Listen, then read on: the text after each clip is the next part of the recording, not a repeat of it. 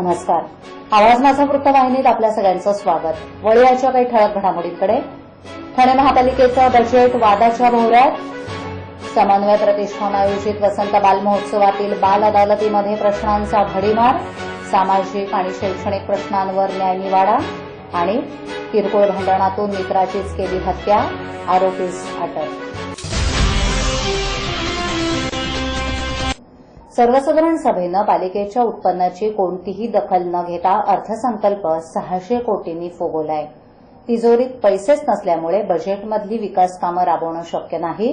त्यामुळे बजेट वस्तुस्थितीनुसार बदलावे, अन्यथा ते फेरविचारार्थ राज्य सरकारकडे पाठवावे लागेल, असा अप्रत्यक्ष इशाराच ठाणे महापालिकेचे आयुक्त असीम गुप्ता यांनी मंगळवारी झालेल्या सर्वसाधारण सभेत दिलाय.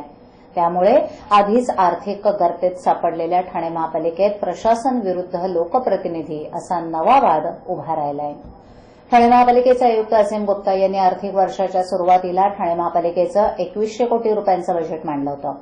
सुरुवातीला लोकसभा आणि नंतर विधानसभा निवडणुकांच्या आचारसंहितेमुळे पालिकेच्या स्थायी समिती आणि सर्वसाधारण समितीनं ते मंजूर करण्यासाठी तब्बल 9 महिने घेतलेत.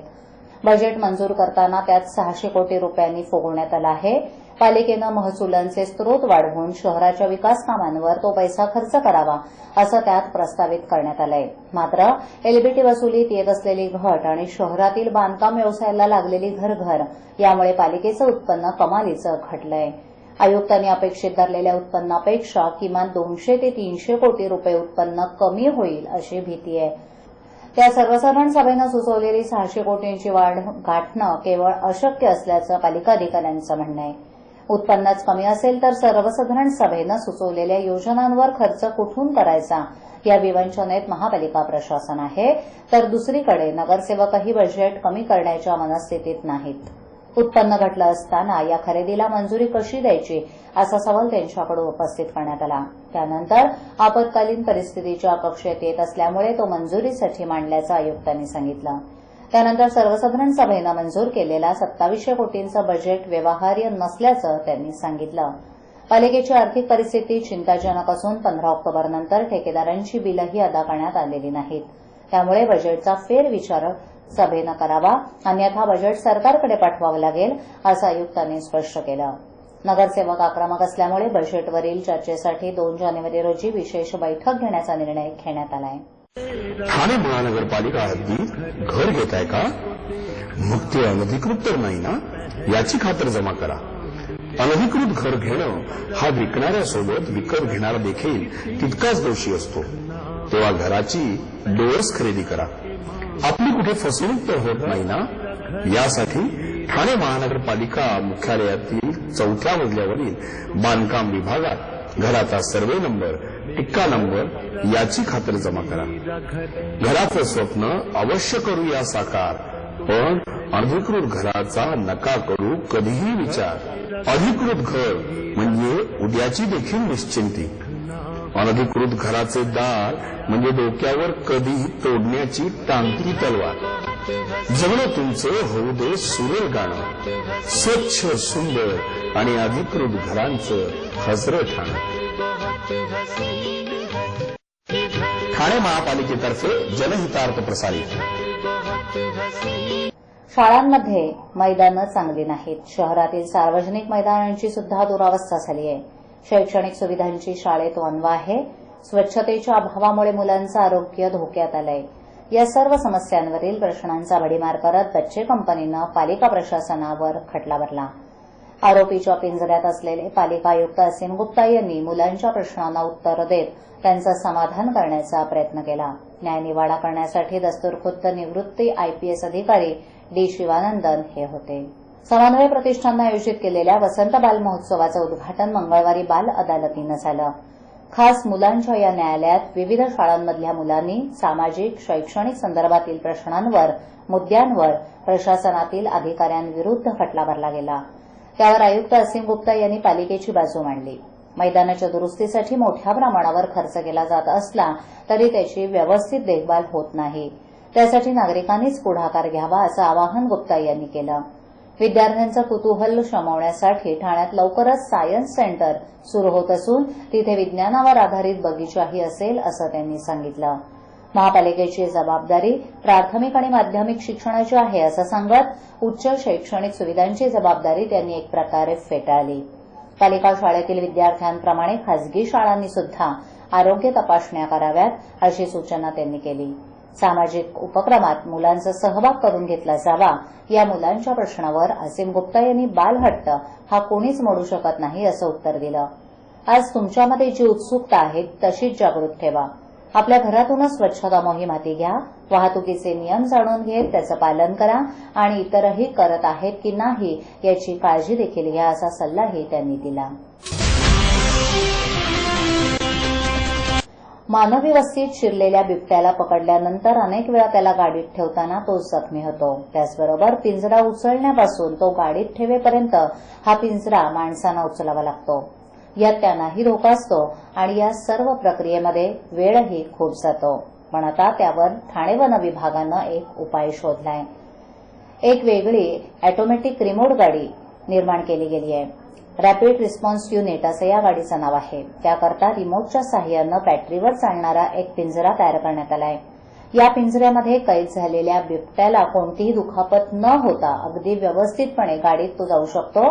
तसंच या पकडलेल्या बिबट्याला जंगलात सोडतानाही अनेक वेळा कर्मचाऱ्यांच्या सुरक्षेचा प्रश्न निर्माण होतो. पण या पिंजऱ्यामुळे आता ती समस्या निर्माण होणार नाही. ठाणे वन विभागाचे मुख्य वनसंरक्षक के.पी. सिंग यांच्या संकल्पनेतून हा पिंजरा तयार करण्यात आला आहे. यात वाईल्ड लाईफ कन्व्हर्सन ट्रस्ट याच्या मदतीनं ठाणे वन विभागानं हा पिंजरा तयार केला आहे. त्याकरता सुमारे 5 लाख रुपये खर्च आलाय. पूर्वी एखाद्या मानवी वस्तीत बिबट्या शिरला असता त्याला पकडण्याकरता पिंजरा लावला जात होता. त्यानंतर अडकलेल्या बिबट्याला पिंजऱ्यापर्यंत ठेवताना अनेक वेळा तो त्या पिंजऱ्यात आपटून जखमी होत असे. त्याप्रमाणे या पकडलेल्या बिबट्याला पुन्हा जंगलात सोडतानाही वन विभागाच्या कर्मचाऱ्यांना मोठा प्रयास करावा लागत होता. काही वेळा तर त्यांचा जीव धोक्यात यायचा. यावर उपाययोजना म्हणून ठाणे वन विभागानं एक वेगळा पिंजरा तयार केलाय. त्याकरता एक विशिष्ट अशी गाडीच तयार केली आहे. पिंजऱ्यात बिबट्या सापडल्यानंतर ही गाडी घटनास्थळी त्वरित धाव घेते. मग हा पिंजरा एका लोखंडी दोरखंडाला बांधून घेतला जातो. त्याचवेळी या गाडीवर दोन्ही बाजूनं लोखंडी प्लॅटफॉर्म तयार करून मग लोखंडी दोरखंड वन विभागाचा कर्मचारी रिमोटच्या साहाय्यानं हळूहळू खेचतो. या प्रक्रियेत आत असलेल्या बिबट्याला कोणतीही दुखापत न होता तो सावकाशपणे गाडीत चढवला जातो. याकरता गाडीत असलेल्या बॅटरीचाच वापर केला जातो. विशेष म्हणजे या कामासाठी केवळ 2 ते 3 कर्मचारीच लागतात. पूर्वीच्या पद्धतीत गाडीच्या तफावर उभं राहून पिंजऱ्याचा दरवाजा उघडून बिबट्याला सोडण्यात येई. या पद्धतीत अनेक वेळा वन विभागाच्या कर्मचाऱ्यांच्या जीवावर ते बेतत असे. या नवीन पद्धतीत रिमोटच्या आधारे पिंजरा अलगद जमिनीवर उतरवून नंतर त्याच पद्धतीनं दरवाजा उघडून बिबट्याला जंगलात मुक्त करण्यात येऊ शकतं. यात वन विभागाच्या कर्मचाऱ्यांच्या जीवाला कोणत्याही प्रकारचा धोका निर्माण होत नाही. बाबा उद्या फी भरावीच लागणार. पैसे पाठवू कसे? सोपं आहे. TJSB मध्ये खातं आहे. हो आहे. गुड. एटीएम कार्ड आहे. मग पैसे इथल्या शाखेत टाका आणि त्याला कुठल्याही एटीएम मधनं काढायला सांगा. बँक नेटवर्कच्या कुठल्याही एटीएम मध्ये तुम्ही TJSB चे एटीएम कार्ड वापरू शकता. बाबा पैसे मिळाले. आता बँकिंग इज नो टेन्शन यार.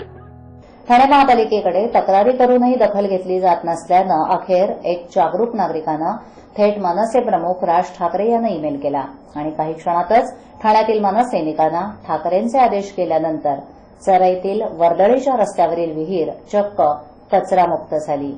तसंच पुन्हा विहिरीत कचरा टाकल्यास थेट विहिरीत टाकण्याची धमकीवजा सूचनेचा फलकच मनसेनं लावलाय.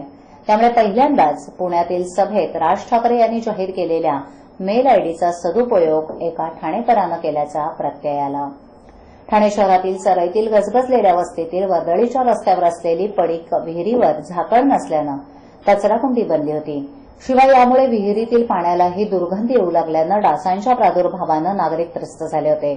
येथील सोसायट्यांनी याबाबतची तक्रार गेली 2 वर्ष सातत्यानं ठाणे महापालिकेकडे करून देखील दखल घेतली जात नव्हती. दरम्यान काही महिन्यांपूर्वी पुणे येथील जाहीर सभेत मनसे प्रमुख राज ठाकरे यांनी आपल्या भाषणात मनसैनिकांना संबोधून थेट ईमेल आयडीवर संवाद साधण्याचं आवाहन केलं होतं.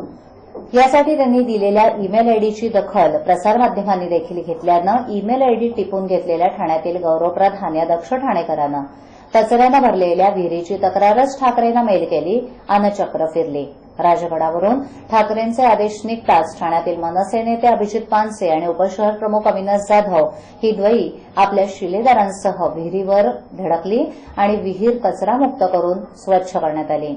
तब्बल 2 तास हे स्वच्छता अभियान पार पडल्यानंतर विहिरीवर ही विहीर आहे, कचराकुंडी नाही, कचरा टाकणाऱ्यास आत टाकून ही विहीर आहे हे समजावं लागेल असा फलकही मनसेनं लावल्यानं शहरात या उपक्रमाची चर्चा सुरू झाली आहे. किरकोळ भांडणाचा राग मनात धरून मित्राच्याच डोक्यावर केलेल्या बांबूच्या आघातानं मृत्युमुखी पडल्यानं कळवा पोलीस ठाण्यात मित्राच्या खुनाप्रकरणी मित्रावरच गुन्हा दाखल करून मंगळवारी संध्याकाळी कळवा पोलिसांनी अटक केली आहे. अटक आरोपीचं नाव शमशुद्दीन मोहरअली शेख असं आहे. कळव्याच्या मार्केटमध्ये मच्छी विकण्याचा व्यवसाय करणाऱ्या दोघा जिवलग मित्रांच्या किरकोळ भांडणातून आरोपी शमशुद्दीन मोहरअली शेख यानं त्याचा जिवलग मित्र शाहिद असदाली शेख याच्या डोक्यावर बांबूनं जोरदार प्रहार केला. यात शाहिद जखमी झाला आणि त्याचा मृत्यू झाला. सदर प्रकरण हे शाहिदच्या मृत्यूनंतर कळवा पोलीस ठाण्यात पोहोचलं असता त्यांनी आरोपी शमशुद्दीन मोहरअली शेख याची ओळख पटवून त्याच्या विरुद्ध खुनाचा गुन्हा दाखल केलाय. त्याला मंगळवारी संध्याकाळी 6 वाजण्याच्या सुमारास अटक केली असून अधिक तपास कळवा पोलीस करत आहेत. अशा ठळक घडामोडी शेवटी पुन्हा एकदा ठाणे महापालिकेचा बजेट वादाच्या भोवऱ्यात. समन्वय प्रतिष्ठान आयोजित वसंत बाल महोत्सवातील बाल अदालतीमध्ये प्रश्नांचा भडीमार. सामाजिक आणि शैक्षणिक प्रश्नांवर न्यायनिवाडा आणि किरकोळ भांडणातून मित्राचीच केली हत्या, आरोपीस अटक. आपल्या विभागातील काही सूचना अथवा समस्या असल्यास आमच्यापर्यंत जरूर पोहोचवा. आम्ही तुमचा आवाज नागरिकांपर्यंत नक्की पोहोचवू.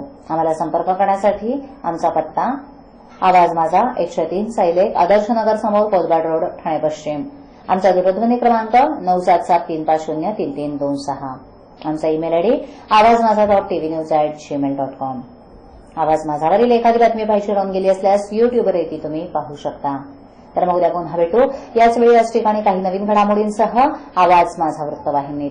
तोपर्यंत नमस्कार.